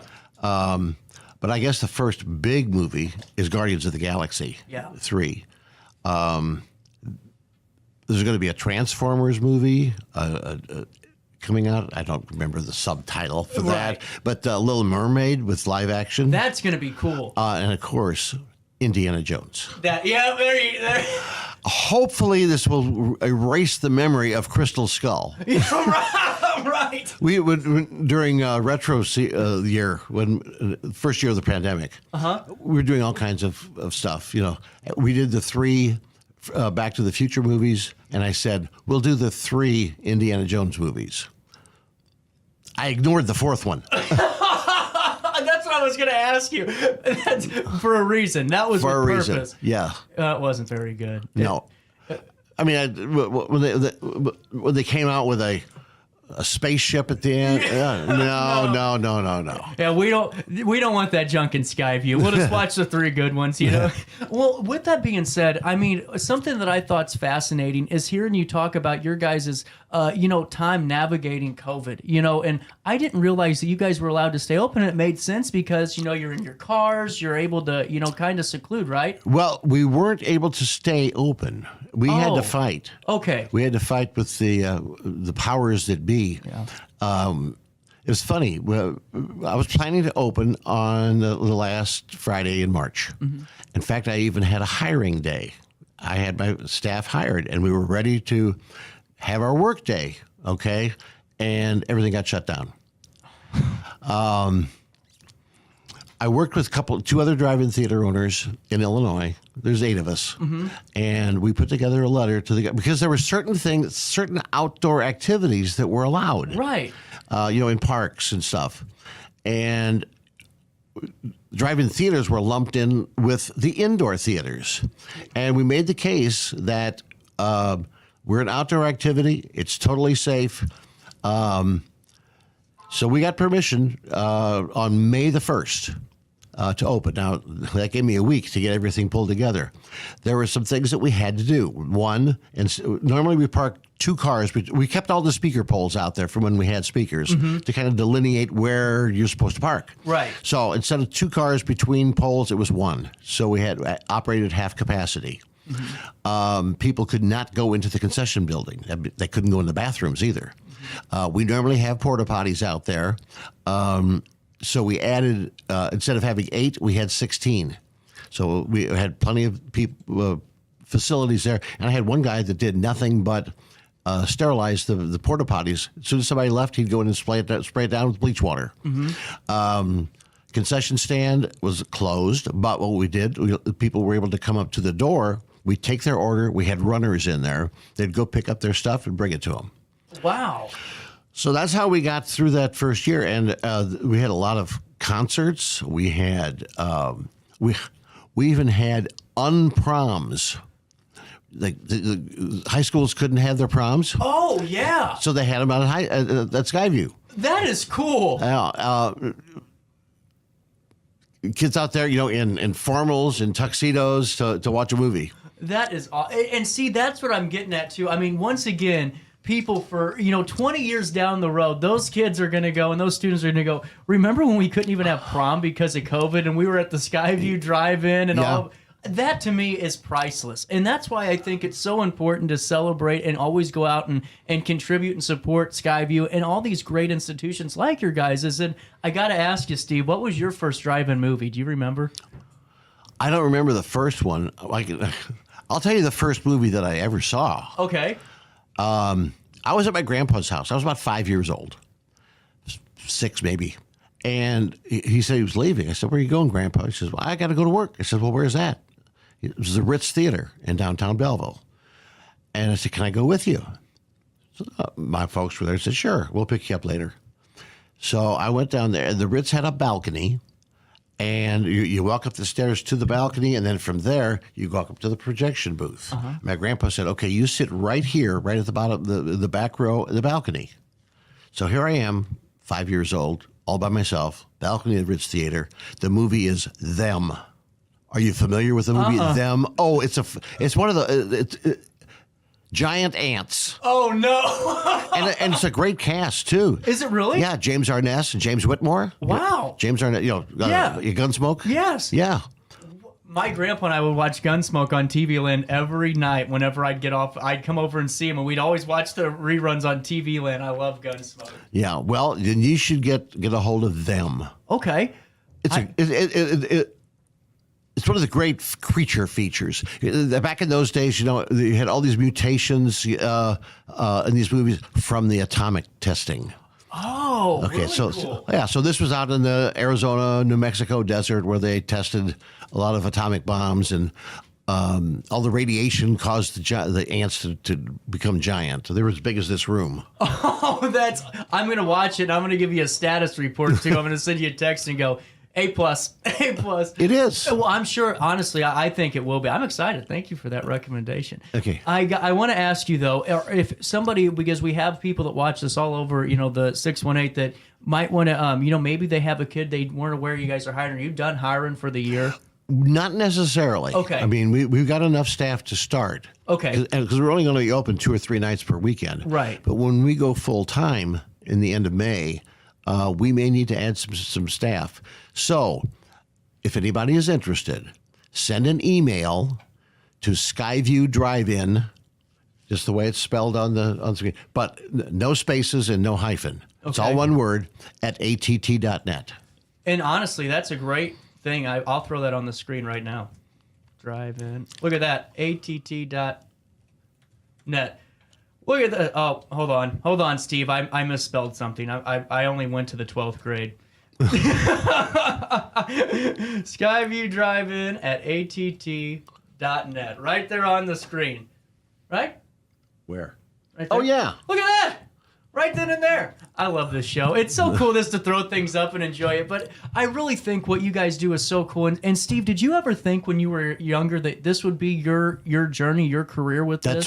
That's what I aspired to. Really? Yeah. Wow. It took a while, though, for me to... 'cause my grandfather and his sister-in-law ran things. I mean, my grandfather's brother passed away. His wife inherited his side of the business. And it wasn't possible for me to really come in any kind of an important position. I mean, I worked out there when I was in high school and in college. I worked in our warehouse because we had to deliver supplies to our Alton area theater. We had more than the Starlight up here. We were the Eastgate. It was a twin theater then when we had it. We ran the Cameo for a period of time, which I don't think is there anymore. I don't think so either. And then we had it was called the BAC Cine in Roxana, which I believe is now a church. I'll be darned. So we had those theaters up here. We had theaters in Centralia. So we delivered to Centralia on Wednesday, delivered to Alton on Thursday, and delivered to our Belleville theaters on Friday. And then I had some kind of really nasty jobs that my grandfather had me do. I had next to the Skyview Drive-In, I was out there chopping down weeds and trees and stuff, and I got a bad case of poison oak from it. Oh, that's the worst. Too. We had a big old. It was originally a Fox theater in Centralia. 2 stories, big attic, and a new electric air conditioning system had been put in there. Mm-hmm. And another fellow and I went out there to rip out the old air conditioning ducts, which was plywood and 2x4s. And it was filthy dirty up there because it had been a coal heating system. Oh, no. Yes. Yeah, I was sneezing out black stuff for about 4 days. And one experience you'll never forget. Yeah, huh? so nobody can say, oh, you only got there because your grandpa owns the place. No. I had some nasty jobs. Yeah, you put in the work to earn that spot right there. Well, and the Cine in Roxana. Oh, yeah. Had been closed for a while. And the parking lot was full of weeds. My job was to go up there with a tank of propane or whatever with a flamethrower. Yeah. And I was out there burning weeds. That's how old were you doing that? I was in college. Oh, okay. I was about to say, were you like 12 out there with No. a flamethrower? That is, I think that is so cool because to me, it's one thing just to be, in that position, but to be able to live and breathe Skyview and Starlight and all the great theaters and drive-ins that you guys were a part of in the community and surrounding areas. I mean, that is to me so pertinent to why the Skyview Drive-In is still a success as it is today. And Steve, I really appreciate it. I always tell people, Steve, I go, yeah, come on for 10, 15 minutes. We'll talk. I kept you for 25 because there's so much knowledge and just history here. And for more information about Skyview and how we can stay in touch with you guys, what's the best way to do that? My cell phone. Oh, actually. There you go. I'm not going to get that up. No, never mind. But let me give some other information. Yeah. If you want to call for movie schedules, okay, you can call 618-233-4400. Okay. That email address that's up there, if you would like to be a part of we send out a weekly newsletter with information about our bookings as well. Just send an email to that address and say, please add me to your newsletter list. That's great. And then we also have a Facebook page. I'm on that now. I'm on your Facebook page now. Skyview Drive-In Theater is the name of the page on. If you type in facebook.com/Skyview Drive-In Theater, it'll take you to it too. Okay, and if you want to go to our website, that's www.skyview-drive-in.com. And that gives the movie listings. It also has a lot of pictures, our history. We've lost a screen out there twice during our history. Tornado took it out in 1956. And then we had another windstorm in 1981. And this is kind of an unbelievable story. It took down, say, 75% of the screen on a Monday. We had to get somebody out there, get that other part pulled down, get all the trash off the playground, and then build a new screen. It was all done in 11 days. That's unheard of. I know. Well, what else is unheard of is how long it took to build the drive-in in the first place. How long did it take to build that? 3 months. I have a picture in one of the newspapers in March of 1949 of them dropping dynamite down in the hole. This is built over a mine. So they were dropping it down in the mine shaft to be sure that the whole place wasn't going to collapse. So they were doing that in March, and we opened in July the 8th. That's incredible. I mean, that is really remarkable. You're right. We still have the original concession building. It's been added on to after a fire in 1965. But the building is original. That projection booth for Screen 1 is original. So we had to replace that screen in 1981. In 1982, then, we added screen number 2. Wow. How cool is it? I mean, I'm blown away. I am so glad you came on this show because I love the history of the business as well because there's so much there. And, to me, you guys have been a part of, like you just mentioned, storms and all these different situations that you guys stood through and built back up afterwards. And you got to, right? Yeah. That's incredible. And can I ask you really quick, just because we're getting some text questions on it, what are your hours of operation during this, I guess, the early season? Okay, right now, the movies start at 8 o'clock, and the box office will open at 7. We're open on Friday and Saturday right now. Now, next week with Super Mario Brothers, we're going to open that on Thursday because of the school holidays. Okay. So it'll be Thursday, Friday, and Saturday. Movie, like I said, we open, box office opens at 7. Movies start at 8. As we get later in the year and the sun goes down later, then we'll go to an 8:15 start and 8:30 start. The latest that we start is at 9 o'clock. That's in the middle of June. But when we go full time, we still open box office at 7 on the weekends. Sometimes we might even open at 6:30 if it looks like we're going to be busy. But then during the week when we are open 7 nights a week, that'll start on Memorial Day weekend. Okay. Then we'll go 7 nights a week. Okay. Then we go, it's Friday, Saturday, and Sunday we open at 7. Monday through Thursday we open at 8. Cool. That's awesome. And I love that. That's actually a perfect time because that gives us time down here in Alton to take that half-hour drive up the road and really just enjoy a great facility and really a landmark in the area. Yeah. And one last thing, just while I have you, and oh, never mind. Oh, that's what it was. Sorry, squirrel moment. I always think of questions, then I look out into left field and I forget I'm, swinging the baseball bat here, But I was gonna ask you, have there been any like elaborate sneak-in stories to the drive-in? Because I've heard you talk about some of them, but has there been one that you just was so like out there you just can't wrap your head around? Not really. I mean, well, I can say, okay, this did not happen at Skyview. Okay. We ran the French Village drive-in for a time. Okay. And you had to get off the main road, off to a frontage road. And there was a lady that lived at the end down there. It was like it was a trailer park. Okay. Okay. And she was kind of the eyes and ears and the snitch. And I was sitting in the office with the manager, and he got a phone call. And the lady called and said, there's a car coming in, described the car. It said, and there's 2 guys in the front seat and 3 guys in the trunk. So he said, come on, so you got to watch this. So we went out to the box office, and the 2 guys in the front paid, and he said, I need for you to park over here. And he parked them right in the sun. Oh, no. And let him sit there for about 10 minutes, and he walked over. He said, do you think your buddies would like to get out of the trunk? And he said, okay, I'm giving you 3 options. 1, you can pay double for the 3 guys that are in the trunk. 2, I can call the police and have you arrested for trespassing. Or 3, you can leave with no refund. They paid double for the 3 guys in the back. No way. That's how you do it right there. Yeah. And they got to sweat a little bit just to, realize what they did. Yeah. We've caught some people. I mean, it's kind of, well, I probably shouldn't mention how we kind of recognize it because then people might disguise what they do. But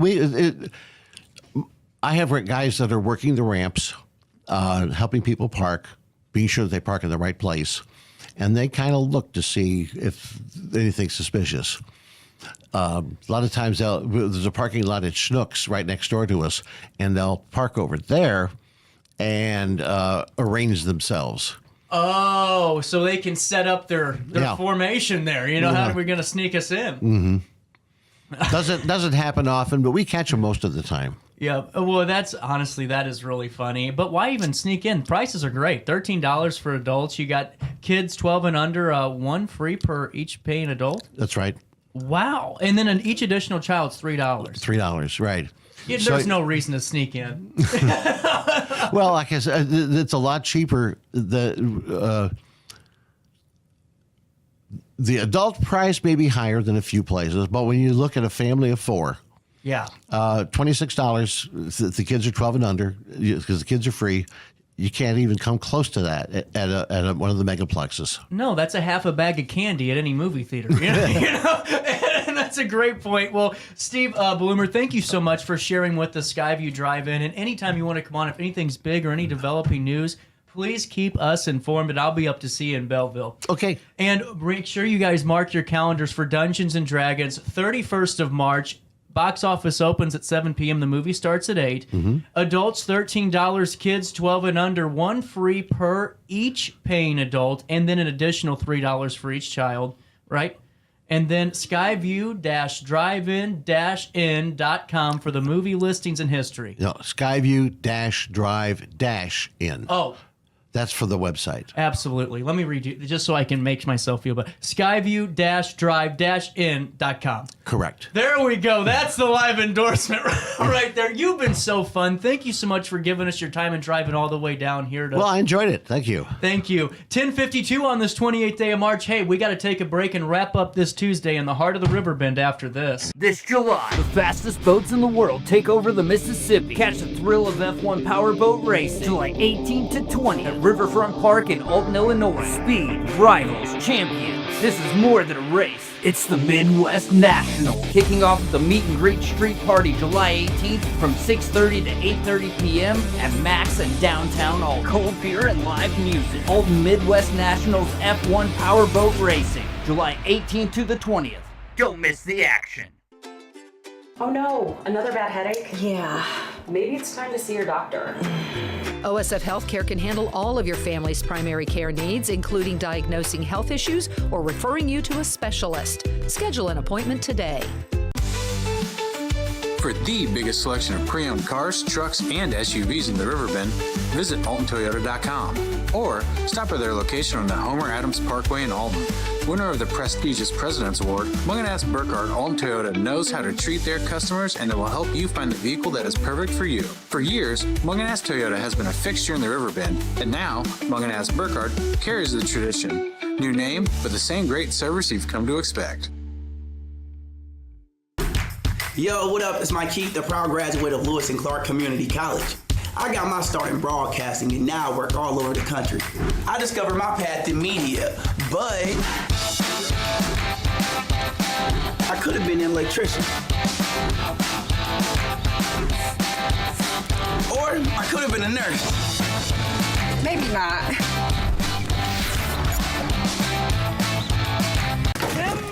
With over 20 years of experience, Wilson's Tree Service has the expertise to handle all of your tree care needs. Licensed and fully insured, their team of experts are dedicated to providing reliable service. Plus, with a 24-hour emergency service line, Wilson's will always be there for you. Don't risk tackling that timber by yourself. Trust the local professionals at Wilson's Tree Service. Visit treeservicealtonil.org to get started today. You're listening to Our Daily Show with CJ Nasello on RiverBender.com. Give me one reason to steer, and I'll turn right back around. You can see me turning. Give me one reason to steer, and I'll turn right back around. Well, about a year ago, Laura and Cheryl stopped by the studio. A little bit. It's all good. They can't hear you if you had a cough. It's all good. Laura and Cheryl stopped by the studio about a year ago, right? And in a little bit in a lesser mood than we are today currently. And a little tizzy. And then after you stopped by the show, well, I think it's pretty safe to say the community rallied behind you. That's amazing. Now, take me through this. So we were on because the frog fountain was busted last year, correct? Correct. Someone had, for the fourth time, stolen our frog. Stolen it. That's correct. Okay, that's what I'm remembering now. I can't remember what I had for breakfast sometimes, you know? Right. Well, we came on, and we were a little bit less jovial because, you know, this was the fourth time it happened. We were just trying to get some help. Yeah. And I don't know what happened or who you prayed to that morning, but the skies opened up and it seemed like everybody in the area reached out and supported, and the news station called you. Yes. We were on Channel 2 News 4 times. And, you know, a couple times during the summer and afterwards. And it just took my breath away. Yeah. It really, really did. And we also had a really special thing happen. A gentleman walked up to the fountain one day when we were there working, and he said, "My mother passed away not too long ago, and she loved your frogs." Whenever they lived about an hour outside of town, I'm not sure where, but he said whenever he'd come to town, they would come to town. They always had to go through North Alton and stop so she could stare at the frogs for a while in the fountain. That's so cool. I know. And he said she passed away, and he's got her frog, and he wanted to give us this pond frog that spit water. So it's like, oh my gosh. So, a few weeks later, he dropped it off, and we had this new frog. And it was very worn, and it was very old, but it was a cool frog. So we took it down to our new wonderful friends at East Alton Wood River Seed and Feed, because they donated our concrete frog that we have sitting on the rock. Oh, The that's big right. One. Beautiful. It's beautiful. They had made it and painted it for us and donated it to the fountain. It was amazing. And so then I took our new fountain frog down there and they painted it for me. And it is beautiful. That is wonderful. It is so cool. And we have it up there now. And Mr. New Frog is much. He was made many years ago, so we had to get bigger hose but yeah, It was some work, huh? Nah. But you know what I think's cool is that what a great tribute to a wonderful woman, that loved what you guys were doing up there, and now part of her legacy can live on a little bit. I know. In your island. I know, and that gentleman never left me his name or anything, but it was great. That's amazing. Yeah. I hope he recognizes. Yeah, Yes. I hope he does too whenever he comes by and Yeah. just gets to stop and go, you know what? This is where it needs to be. Yes, yes. So and it cool. looks great. It looks good up there. Does it? Yeah. It's bigger than the one we had. Yes, Well, much see, better. Now, I got a question to ask too. Does it operate a little bit more efficiently being an older fountain? Because sometimes those older pieces really do look and work the best. Yeah. Actually, there's not a whole lot to function about it, but still, it is nice. And it's much more easier to spot and see because it's bigger. So. Well, and take me through all the other updates and improvements that have happened over in the North Alton corridor. Well, I know for me personally, I had been shying away from annual flowers because we wanted to keep coming back up each year. But you know what? After we got everything done last year, it's like we really need some new flowers here too. So we put in some annuals, which absolutely took off and looked beautiful last year. I can't believe the number of people who stopped and said thank you to us. It really looked great. Yeah. And then I was so surprised and bowled off my feet. Element Landscaping, I went to them because Cheryl and I have worked on the mulch, for 5 years. And it was always a issue. We would have them dump it in the parking lot by the fountain, and then we would have to carry it over with carts and fill it. Oh, no. Yeah, it took us days. I bet. Yeah. So this last year, I decided, since we have some donations, and I went to Element Landscaping, and they said, sure, we can landscape it for you. And so finally, they put us on a date, and they went up there. Oh my gosh, the new landscaping, the mulch is beautiful. It is beautiful because I drive by it every day. It looks wonderful. It looks awesome. They did a fantastic job. And I went to them to pay for it, and they donated it. And that was Elemental? Yes. That's really cool. A big shout out to another... Element. Element, okay. Yeah. Another great local company doing some good stuff. I know. And that one totally took me by surprise. It was wonderful. Well, it was. Especially when it's that much of a job, and to have it done for free is just a godsend. Well, and guess what? I said, well, how long did it take you guys to do it? And she said, she looked it up on the computer. She said, oh, they were there half an hour. And I'm like, and what were we doing? So I got to ask about the black tarp.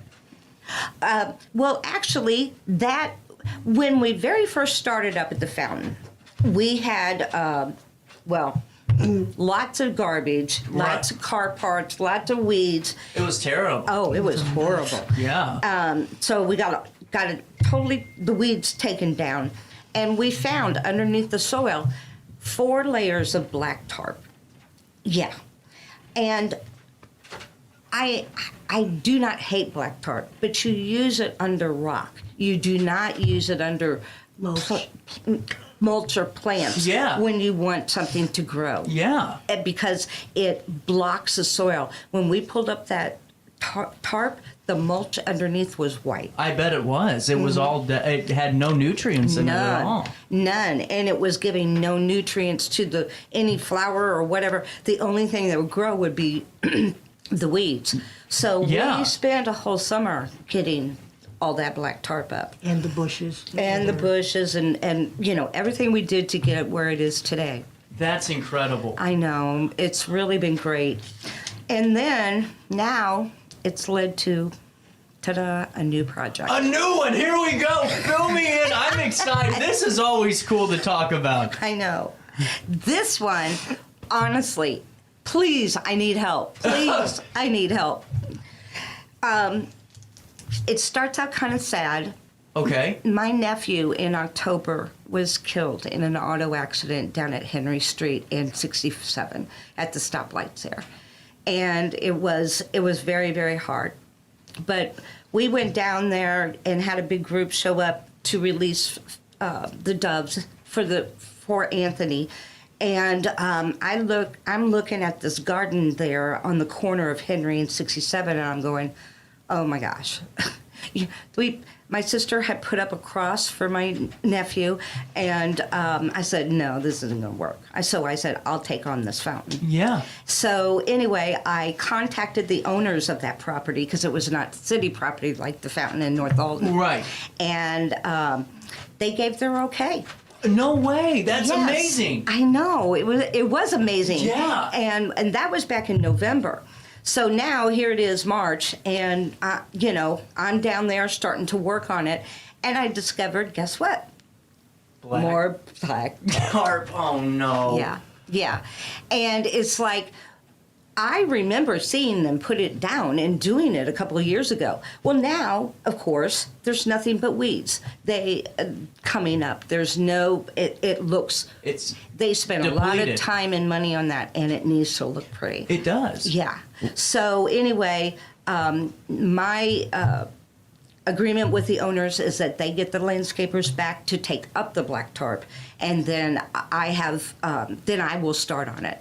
And anybody who wants to help me, truly, I beyond need help on this. Well, this is a very important piece and in a very important location. Yes. And right by the park. Yeah. Yeah. Well, and especially too, to hear some of the backstory to this and how much of a personal, mission this really is going to become. Yeah. I mean, this is right at the corner of 67 and Henry. Correct. So it's the school board building is now taken over the building there. It used to be the old Germania Bank. Yeah. Okay, I'm old.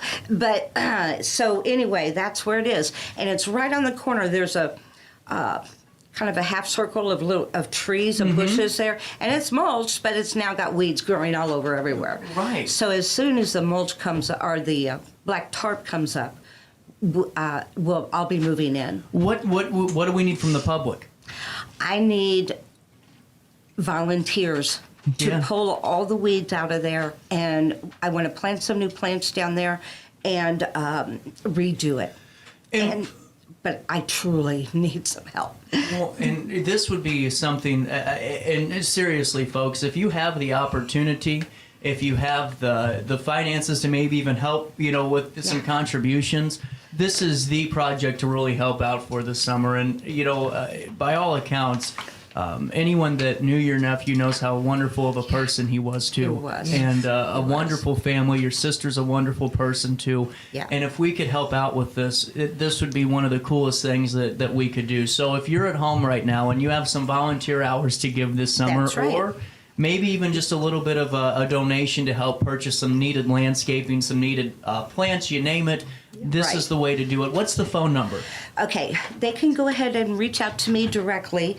It'll probably be the easiest. And I'm at 618-604-9203. And again, my name is Laura. And Laura, I got a proposition for you. Okay. Okay, hear me out here. All right. How long is this going to take you? It's hard to, it's not going to be years like we did up in North Alton. I honestly believe we'll get it done this summer. And then that way it will be set so that it continues in momentum. I'm not doing it to redo it every year. So why don't we do this if it's okay? Okay. Every month leading until it's done, you join me on this show and give us an update and what else you need. Oh, that's awesome. And we'll write about it, and we'll call to action it, and we'll get That would this be done. Wonderful. Because this is something that does mean a lot, and we're going to make sure it gets tackled this summer. Does that sound good? Oh my gosh, that sounds amazing. Why don't we do really it? We'll does. set it up once a month, Really and does. we'll come back and we'll update us, and then we'll do a call to action each month on what we still need left for this project. Yes. Oh my gosh, you're making my heart beat. I am so. No, it's Oh my because you two's work and commitment to North Alton and that island was amazing. But now this project means a lot, and we're Yeah. going to get it done. And the owner of the property, which is Simmons Company, Yeah. they put their trust in me. They've given me full reign to do whatever I want on that corner. And we've earned that because of what we did in North Alton. 100%. Yeah. 100%. So Cheryl and Laura, you aren't going anywhere anytime soon. I need you No. back in May. I need you back in June, and I need you back once a month until we get this completed. Okay? Oh my gosh, CJ, that's amazing. No problem. No, seriously, That this really is amazing. We'll get this done. Yeah, the more we can keep talking about it, the more help we'll get, and you know, the first time I went down there, I was driving through Middletown to get down to bottom of Henry Street, and there were groups of people out picking up trash. It was the trash weekend day where they'd go out and pick up trash along the highways and stuff. And I'm like, oh my gosh, I know that there's a lot of people out there who want to help, who want to do something that's really productive. And this the park is having several concerts this summer, and this is right after you come off the bridge, and we want to put our best face forward for that. 100%, and we're going to get it done. So why don't we do this? This is step one of many. Whoa. We're going to get some writing out. We're going to get some calls to action out. And we're going to be talking to Laura and Cheryl until we get that corner of Henry and Landmarks Boulevard looking beautiful. Yes. Thank you both for all the commitment you give our landscape. Thank you. 10:43 is the time. We'll take a quick break. Eagle Fest. We're going to learn more about it. I'm running behind, but we're going to catch up right after this in the heart of the 618. 8 brands. Thirsty Thursdays. Sip and save with 20 to 30%